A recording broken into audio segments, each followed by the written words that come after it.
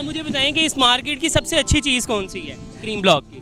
Chinese. Back side पे Chinese मिलता है, वो सबसे मजे का। लेकिन ये बर्गर भी बहुत अच्छे थे, हमने फर्स्ट टाइम ट्राई किए हैं। अच्छा आप बताएं कि आपको यहाँ पे कोई मुश्किल भी पेश आई है?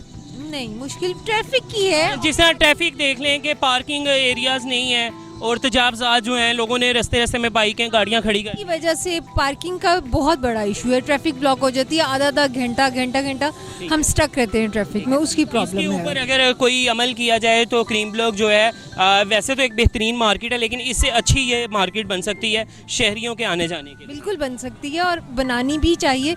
जितनी ये बड़ी मार्केट है, जितनी पूरे लाहौर से लोग शॉपिंग के लिए आते हैं, हमें ऑब्वियसली इसके लिए तवज्जो देनी चाहिए। मुझे ये बताएं कि आप ईद के हवाले से शॉपिंग यहीं से करती हैं?